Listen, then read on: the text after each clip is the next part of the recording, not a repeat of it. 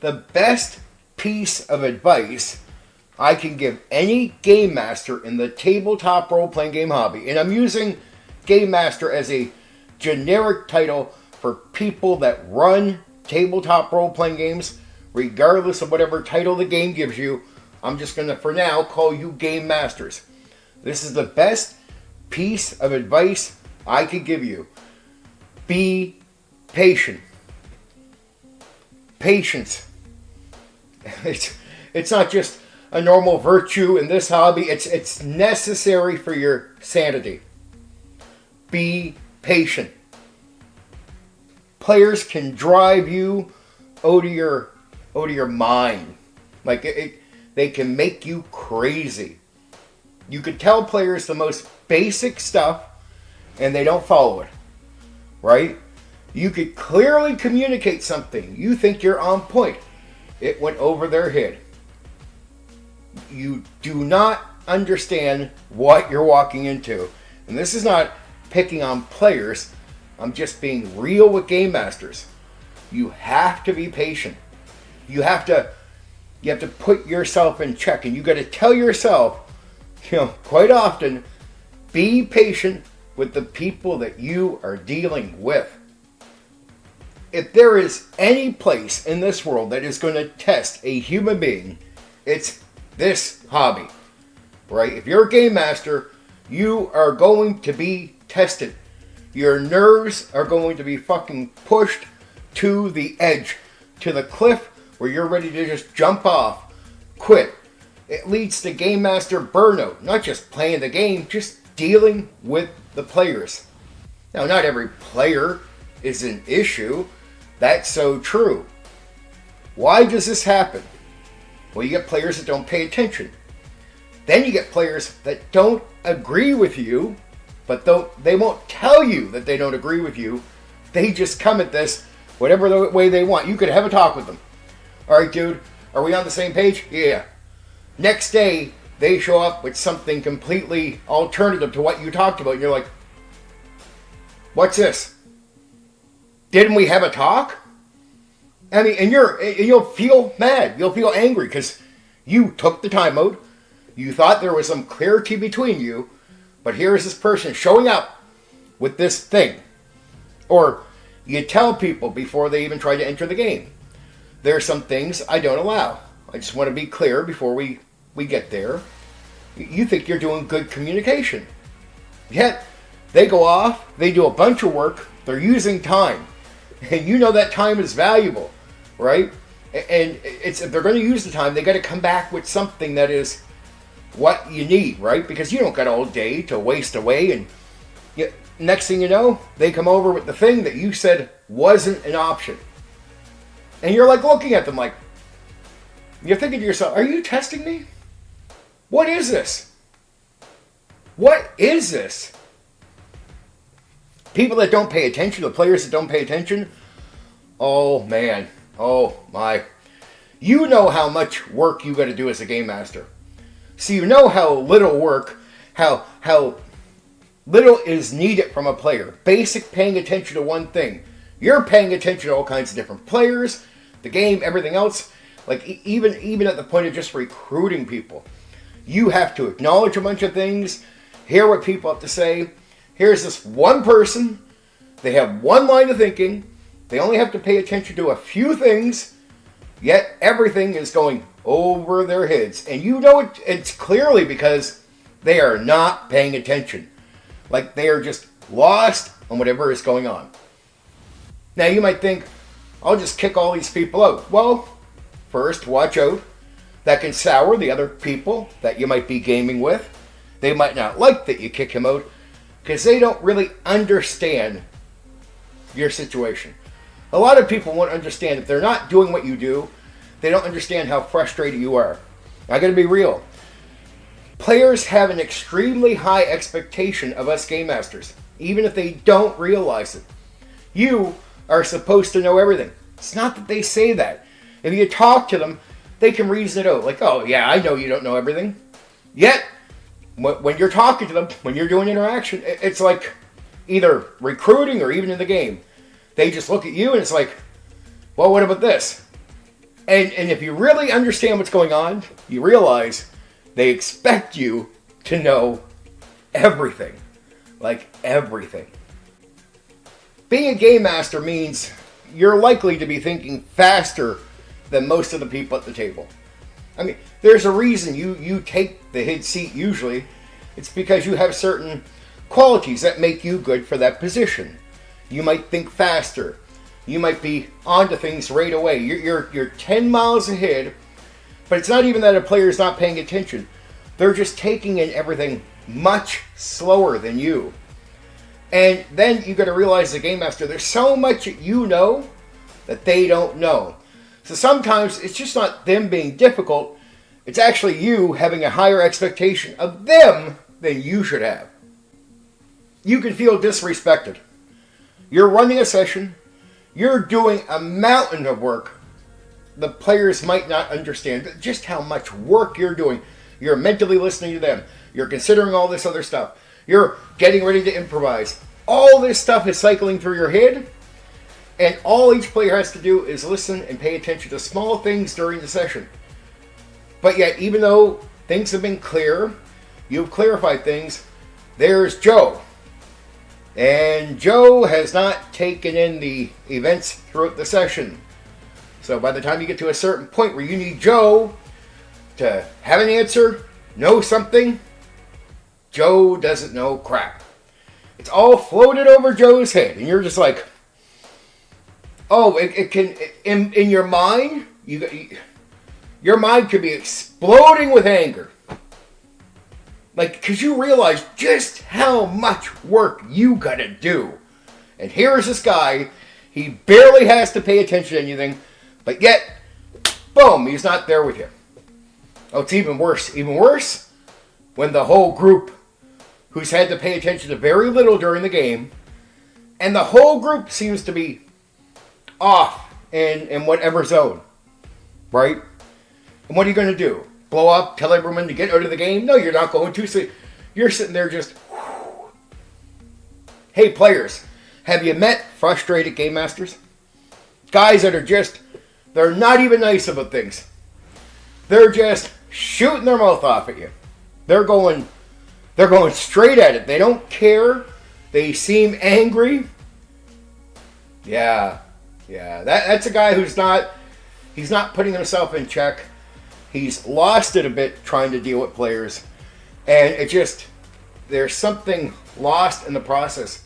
What's even worse for game masters like that, they enjoy doing this. Like, I enjoy doing this. But when you lose your patience and you get really mad, there's part of you that it's an activity you want to do, but you're mad. It's almost like, as good as it can be, it's bad at the same time. It's bad at the same time because you're mad, you're frustrated, it clouds your thinking. And like to a player with a backstory. So you show up and you bring me a backstory that's like more than a page long. I have a limit. I'll allow a page of backstory. I don't get it often, even though I'm very open to it, and I'll say this.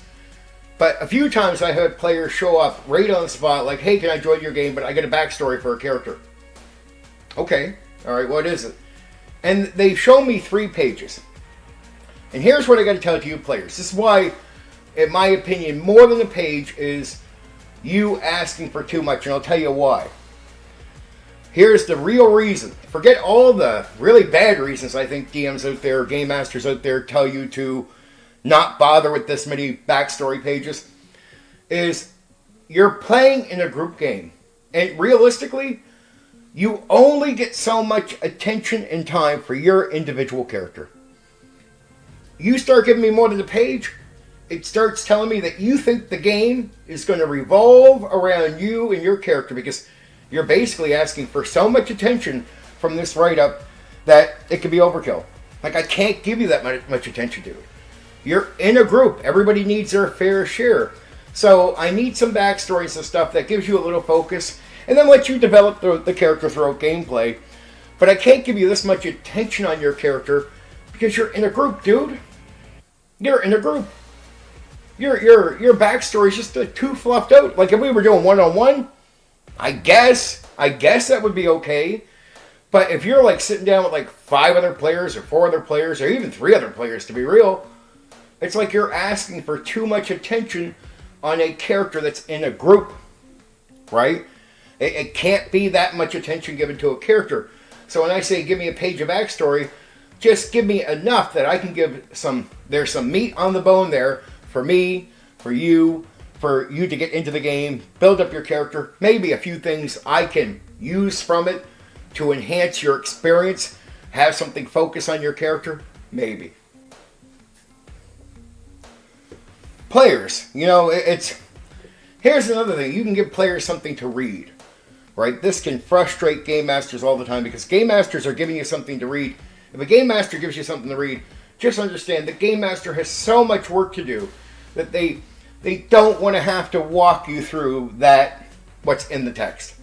They really don't, because they'd have to do it with each person. That's a lot of work on top of the work they're already doing. Most players don't get that, and they'll half read what is given to them. And they come back and they don't know stuff, and you see the game master just getting pissed off. It's like, dude, it's like looking at the player. Dude, do you know how much work I have to do? Like, read it, because I don't have time for each one of you in the walkthrough. Though you treat it like I do have all this time. And guess what, dude? I want to enjoy what I'm doing, not just turn it into a complete job as a game master. Because sitting down and explaining it to you is not just like socializing in the way you think. It's work, man. And I might want to relax that night. I'm giving you that to read so you can make your character. I got 50 things to do. And you need to know these details. There's something else. When you get into the game master really wants you to know that stuff. So they don't dude, the reason I need you to know that stuff is I would have to walk you through it otherwise. But I want to go fucking relax and have a life outside of gaming with you. Right? Like, I don't mind the work that I already have to do, which is a lot more than what you got to do. I need you to read that bit. You agree to it. But when you get in, you don't know the thing. I'm like, dude, do you know how much shit I got to do? What, are you trying to turn me into a slave? And that's the way a lot of game masters can feel. Like, they become a slave to careless players that don't read everything. They become a slave to players that aren't paying attention to everything, where they got to repeat things. Because you're sucking up all their time and their energy to deal with this stuff. And they already got 50 things going on. Now, this is where I tell game masters, this is why, everything I'm explaining is why you need patience. For the game master, this can be one of the most challenging hobbies to be in. I mean, just about out of any hobby. Mentally, I mean, pressure on you. And the people that are putting pressure on you, they don't appreciate what that is. They actually think you can handle it, and you can handle quite a bit. And maybe even on some nights, you can handle certain things. But on other nights, you can't. But you're like a machine. If you can handle all the talking tonight, then you can handle it tomorrow night, the next night, the next night. Now, hear me out. This is where I personally in life got used to the grind. It's why I can do so much with YouTube and everything else.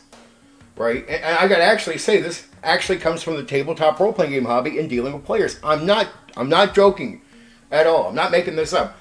I started game mastering in 1991. And I went through so many players. My point is, they got me used to the expectation of hard work from me. The not understanding I'm a human being, I'm a machine. Not paying attention, not reading the thing. Asking for things when I clearly communicated something. Oh, man. And do you know how many people I've seen walk away from the hobby that tried to take up this role? And I mean, not just go back to playing or take a time out, but I mean, absolutely just flee the hobby completely. Because it blew their minds up. Right? I was warned about it before I started game mastering. Players can tell you verbally, they don't expect you to know everything. And then when they get in the spot, they'll just, they act like they do. In a way they do. They expect you to know everything. They expect you to have all the energy. They expect you to deal with everything. And here's the truth. Each player is off in their own little world. Right? It's so true. And it's not like they're all being hateful, but they can be very inconsiderate of you, the game master, and even inconsiderate of the fact that it's about a group. Right? They're selfish even when they're not meaning to be selfish. They're just off in their own little bubble, in their own little world. And it's like, hey man, shouldn't it be okay if you talk me through the thing? It's like, dude, I went through the explanation 50 million times in my head. I've done this over and over again. But again, doesn't matter what you say. This is where they're at. And it's hard to explain this to players overall, why everything is just so fucking frustrating. It's like, you'll get players out there that think you're supposed to entertain them. They'll be like, yeah, you know, I try, but this guy sucks. I'm like, do you know how this even works? See, how a game works, how a game master does well, if they do have any skill at all, or talent for this, is players need to be playing the game right to even find out if what the game master is doing functions. And the game master is not there to entertain you. They're there to challenge you in the game. It has nothing to do with entertainment at all. They're not there to impress you, and the game master needs to have fun too. But this is the ignorance some players can have. They don't know that. In a way, I guess, if you're meant to entertain them, they don't understand. They're also meant to entertain you and keep you energized. By being active players, it energizes you to make a better effort, and it makes your job easier the more they're paying attention and doing things right. But if you get a player slumped in his chair, barely trying, it makes your job harder. What, now you have to impress someone? Well, that's not your job. You're there to have fun. Also, it's not like a competition. But I guess, you know, this is how it goes, right?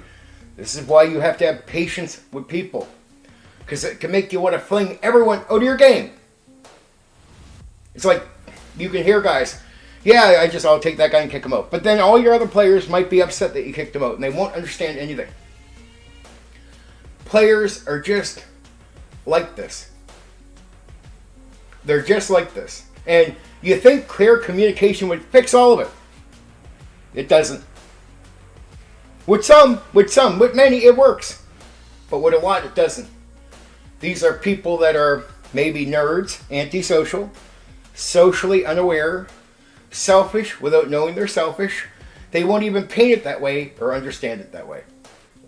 Now, for the guys that are playing with the same friends and family that are solid over the years of the same group they've had forever, some of what I'm saying does not relate for them at all. They might not even know what I'm talking about. Or if they do, they have a tiny bit of experience with this. Lucky them. Some people get lucky and have great players that get it, pay attention. So there are players out there. I'm not saying there's a good amount of players that do get all this and give you no trouble at all. No trouble at all. But when you're like a public game master, you're recruiting online, or you meet people, you know, in life, or you'll bring them to your home. You'll run normal games with them, but they're people that you're going to meet because you just don't have that built-in family or friends. So you got to go meet people, get to know people, connect with people, recruit people to a game, and play. When you're starting to do this, amongst the crowd will always be the type of players that I'm talking about. And if you recruit online or you recruit it in person, I'm pretty sure 99% of you know the frustration I am talking about. Some players out there have seen the problem players as well, so they'll get it. Players that don't have these issues, they get what I'm saying. They see it too. They've seen what that's like for a game master. They see people losing their minds. You might even see game masters, some as YouTubers, showing you this publicly. Frustration, getting pissed off at people, losing their minds. But that's where you gotta have patience. You gotta have patience. It sounds so simple when I said it at the start of this video, right? Hey, here's the best advice I can give you. Patience. And you think, well, okay, that's like what? That's a minute video. That's a 2-minute video. And I'm like, No, man. No, man. There's a lot more meat on this phone than a 2-minute video. Oh my, oh my, oh my. Right? But I just want to warn people that are getting into the hobby. Like, if you're going to game master, and you don't got that built-in group, and you're going to do what a lot of game masters do now, especially, more than ever before, recruit online. Or even still meet up with people they don't know too well in person that you're going to meet up with for gaming. This is the stuff you are going to run into. I guarantee it. And if you don't go in with the patience, get ready to lose your mind. Look, what's the best advice I could give you? Right? You ask them to sit down, dude. Okay, I appreciate, like, you show patience when you talk to them. Because here's the best thing you can do to deal with problem players, to get them to listen to you. Right? And you might have to do it more than once, but you can start adjusting them. Don't get mad, because that can either cause conflict, or they wouldn't even take in what you're saying properly. You got to speak to them with patience. They don't get it. They don't read the thing. In the middle of the flow of session, they don't know a piece of information, and you go to say something like, hey, what about this? And they don't know. They don't know that they've just killed the flow of the session. Right? So that's why you can lose your mind. But it is patience that you need to have speaking with these people to get them out of the zone. If you clash with them, either they clash with you or they don't listen. Right? So when you speak with patience, you got to say, all right, first off, ask a player where they're coming from. Just like, say there's an issue here, but you want to know if they see an issue with what they're doing. Like, you want to find out what they think. So if they're bringing you the big backstory, find out why they think it's okay to bring you a 3-page backstory. Don't tell them why it's not. Ask them why they think it's okay. All right. If they don't read the thing, ask them if they see any issues with what they're doing. Right. Get them to be their own critic first. It's a secret. It's the best advice I've ever given, because I find it works pretty effectively. You want to turn them into their own critics. Not them privately disagree with you. You want to get the private thoughts out, and you want to get them to call themselves out. This is the switch. It's the switch. You need to turn them on them. It's like, you're going to tell them what you really think after they tell you what they think. But you first need to find out what they think, because it will tell you what they think, and you can speak to that, right? But you'll tell the player, hey, if you're slumped in your chair not paying attention, you're not playing the game right. So even if I am doing a good job, you might not notice it because you're not interacting with what I'm doing. But before that, you got to know what they think. The point is, you got to know why they think it's okay to be slumped in the chair not trying. Is it because they think you're not entertaining? You got to get them to say that out loud to you. You got to get them to tell you why they think what they think. Because if you don't know, you won't know where you might have to convince them, where they're going to alter away from you. Because if you don't change their minds, this is important, they don't change their behavior. That happens with a lot of players. So you got to get them to tell you what they think, and then you got to tell them, okay, I get it, and you acknowledge that, you even take it in, you'll consider how to speak to it, but then you're going to tell them where the problem is. Like the backstory. Hey, look, there's only so much time I can give to you. So, but you might appreciate why they're coming at the backstory. So you go, look, I respect it. I get why you're coming at it like this. Be understanding. Be understanding, because the more, this is what you call really getting on the same page. Right? And once you're really on the same page and you start adjusting their thinking to your thinking, because that's what's going to happen here, then you can get behavior change. But if they don't tell you what they think, then you'll tell them, they'll disagree, and a lot of times you won't get behavioral change. The other thing is, you can't just always rush to remove people. Like, do you remove them? Do you rush to remove people? What about what your other players think of you removing that player? Oh my. So you can't do it on the spot. And then if you really seriously want to remove someone because they're not, say this talk doesn't work. It's the best way I've adjusted players, but if you can't get them to adjust and you feel like you got to remove them, here's some other advice. Talk to the other players before you do it. Like, get their thoughts, like I did it, like you would do in this situation, and adjust their thinking to yours so they're not offended by what you're doing. And be a patient person. Don't show anger. Don't show that you're being mean to the person. I make every attempt to keep players. I really do. Just so the other players can see my effort at not removing someone instantly. Right? I try to keep them as best I can because it's, in reality, I might even want to remove them. But for me to get there without losing the trust and losing other players and losing trust, you don't want to do that. You got to show them because, in a way, that player is them. And like, if you're willing to treat that player like that, what if you treat them like that? So you got to show them that you're willing to treat that player good, just like you, and that makes them believe that you'd be patient with them. But then you got to get them on board with your thinking. If you have to remove, so talk, get the thoughts, and then come back to them like, look, here's the trouble I'm having, guys. I'm doing everything I possibly can, but the behavior is unacceptable to go forward. And I don't want to have another night spoiled because it might make me want to walk away from the campaign or the game. Right? You got to tell, see, once they tell you, you got to tell them, look, you notice how I've been trying with this guy? Yeah, I've been doing all this. It's because I'm on the edge. And you got to get them to sympathize with you because you sympathize with them and the player. And once you get the players on board with you, and they are, because they see you not being disrespectful and hateful, they will be more open to your issues, and they'll realize, okay, we can't have that continue. Then you start getting them to understand why you might have to remove the player. Then, if you need to, remove the player, right? That's it, because what you're telling the other players, I can't go through another session like this.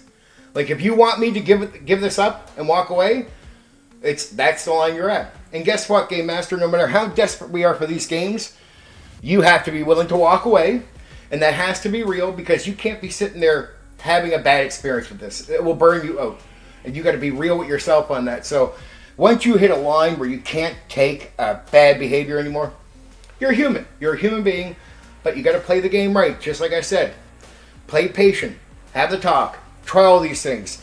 And even when people are coming to your game and trying to recruit, don't just send people off. Have a talk with them. What's going on? What are you thinking? Can I get you on board? But for real. Look, for game masters out there, they're going to get what I'm saying. For players listening to me, it might sound like a little vague and crazy. But I promise you it's not. I promise you everything I'm saying, it makes sense. It's hard to organize talking about this, right? It really is. Like, I think I'm just talking to game masters, and if I was talking to them, this stuff would just be ringing bells with them. I just hope it does. I get the wider audience might not understand this, and it is what it is. So, sorry to be so rambly, right? It's early morning, craziness going on around me. I'm trying to get this all recorded. Like, look, I've talked to a lot of game masters that are frustrated in the last few months. In person, online, seen some walking away. I've seen this over the years. And it's really hard for a lot of people outside of, say, them to understand what I'm saying, right? To a degree. But maybe a lot of players out there will get what I'm saying. They'll get hints of what I'm saying. I don't know. But I'm hoping this helps game masters because they need it. I can't just write it out in the post and be too organized. It would be flaky. Just like the rambling I'm doing now. But it should make sense to game masters that are out there. Right? What I say won't be completely... They'll be like, yeah. They'll get it. They've been through frustration. I'm hoping the big secret they realize is you got to ask these people, these players, what they think. Once you know what they think, then you can get them on board. Then you can change their minds. But trust me, if you don't know what they think and you're just telling them how it is, if they don't agree with you, they don't go along. That's it. And a lot of they just socially will not tell you that they don't agree with you. They'll just nod their heads because it's pressure. Like, hey, you get what I'm saying? Yeah, sir. Yeah. Next day, they come and just do the complete opposite of what you requested from them. You gotta find out why. Like by asking them what they think, so you can adjust that thinking and convince them through their own thinking, convince them through changing their minds that they need to get on board with you, and here is the issues, so they can go, oh, okay, yeah, I'll do that. And then really get them on board with you. But you'll keep running into problem players and not being able to fix these issues with them if you don't know what they think. But again, it doesn't matter. All this hobby from Game Masters requires patience. Don't lose your fucking mind. It will stress you out. It will make you walk away. It will ruin your experience. Even though you do enjoy game mastering in many ways, there's a side of you that loves it.